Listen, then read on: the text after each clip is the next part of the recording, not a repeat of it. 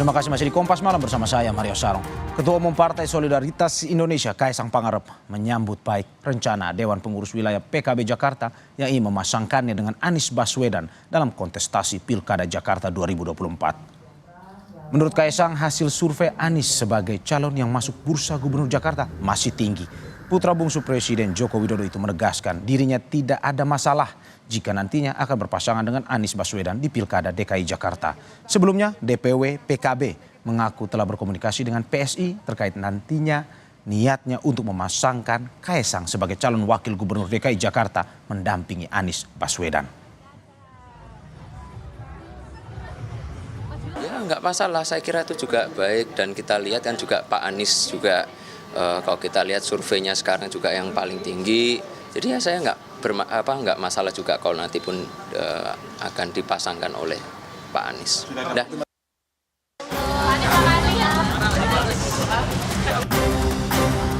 Denyut Pilkada 2024 semakin terasa. Pertarungan di Jakarta pun mulai diwarnai munculnya nama-nama yang mendapat dukungan dari pengurus parpol di tingkat wilayah.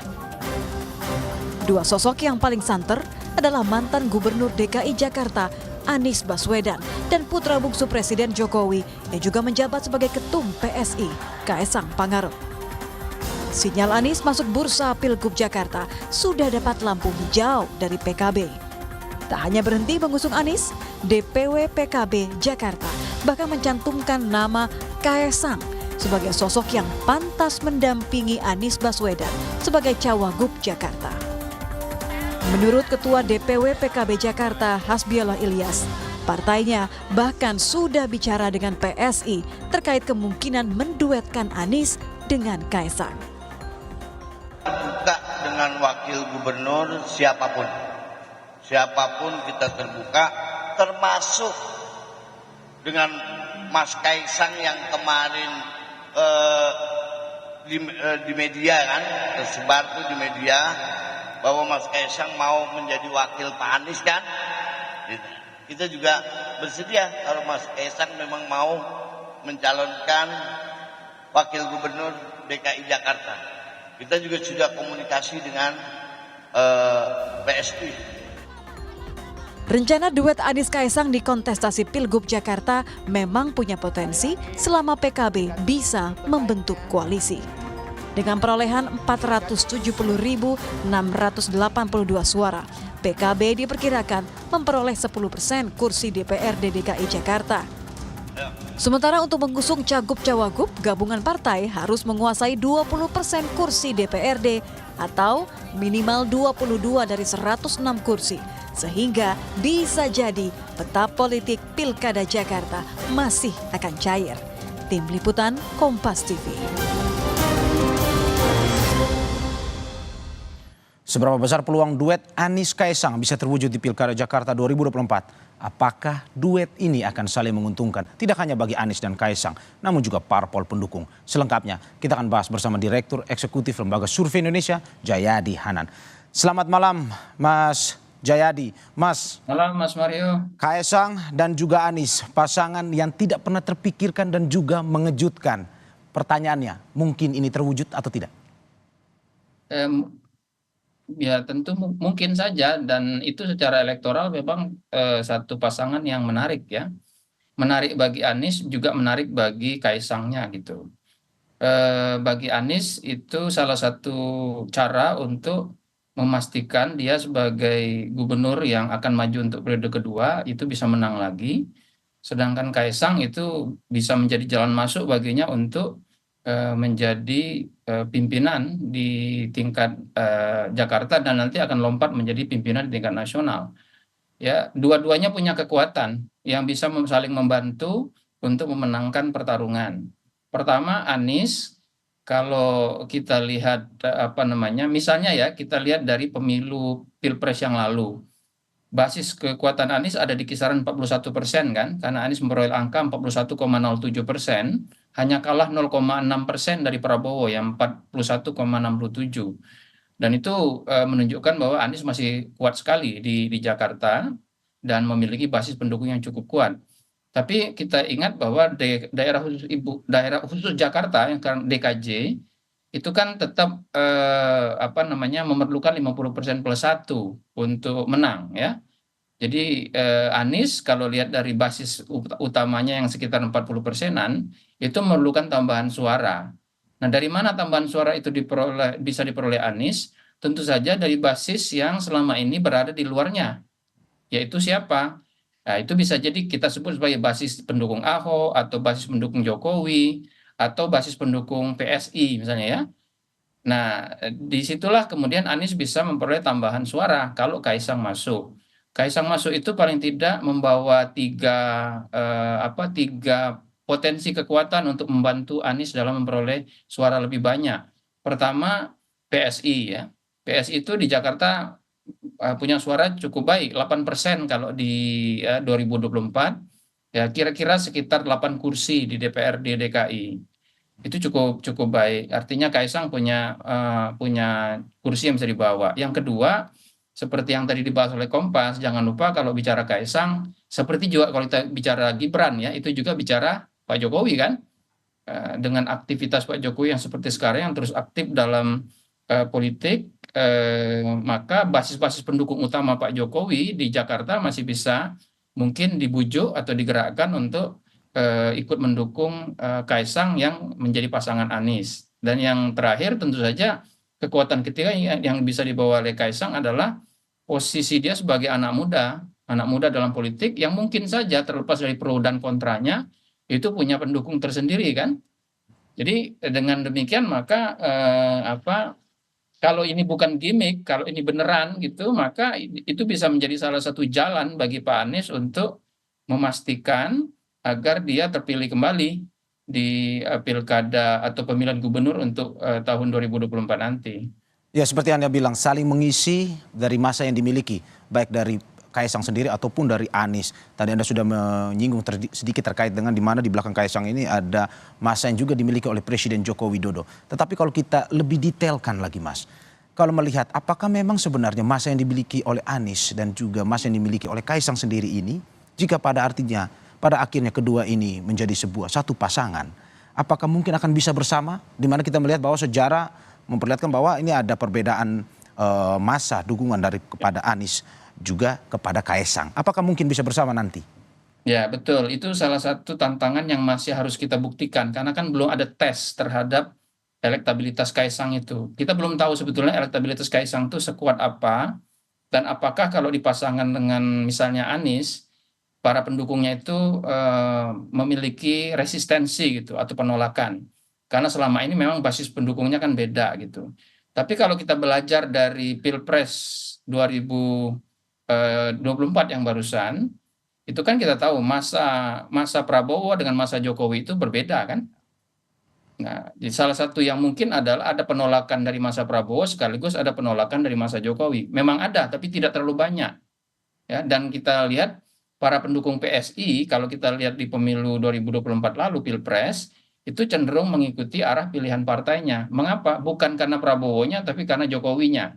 Jadi pemilih PSI itu kesananya. Nah, tinggal sekarang apakah ada resistensi dari kubu Jokowinya terhadap pasangan ini misalnya ya. Kalau memang betul bahwa Kaisang yang dipasang, maka mungkin tidak mungkin saya kira Pak Jokowi akan menunjukkan resistensi secara terbuka. Tapi dengan memasang ada Kaisang di situ, seperti juga kita tahu di 2024 lalu ada Gibran di kubu Prabowo, maka publik akan menangkap bahwa pendukung Jokowi akan menangkap bahwa Jokowi merestui pasangan ini kan karena ada Kaisang di situ. Jadi potensi resistensi dari masing-masing pendukung itu ada, tapi kalau belajar dari pemilu 2024 itu tidak terlalu banyak resistensinya. Nah, bagaimana dengan di kalangan pendukung Anies?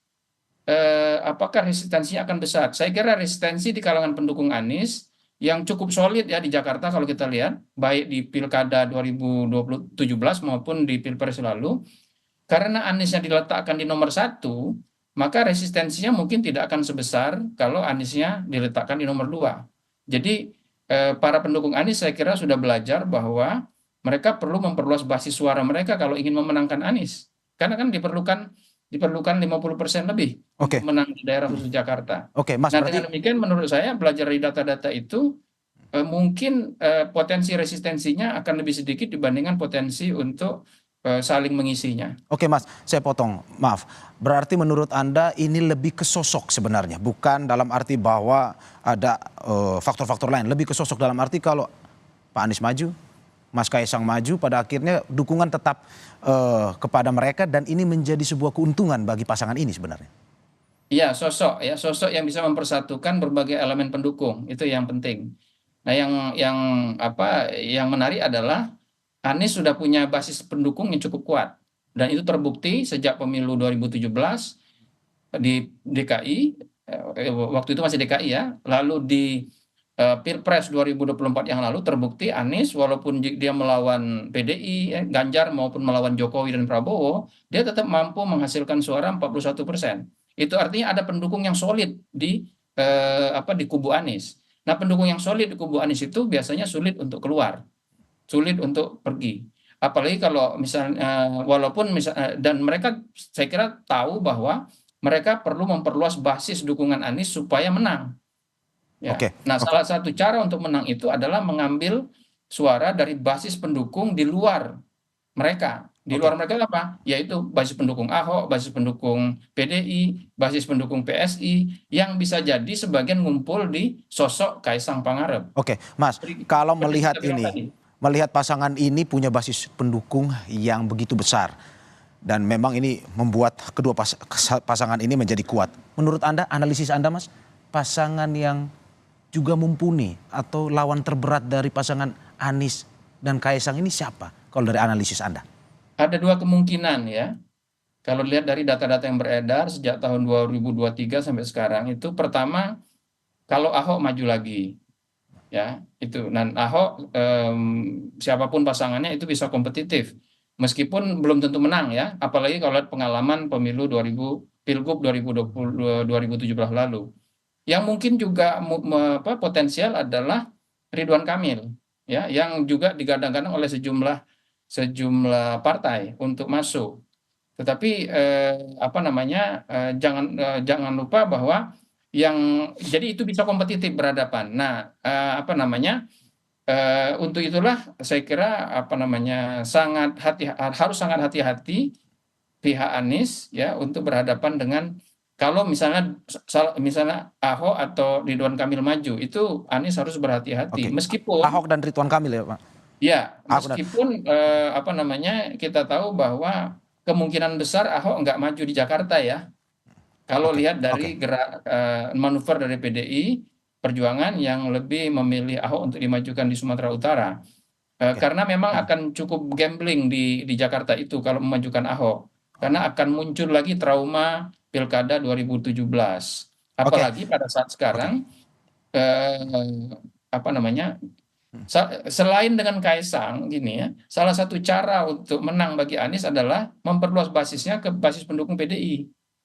Ya. Basis pendukung PDI itu adalah basis pendukung yang solid.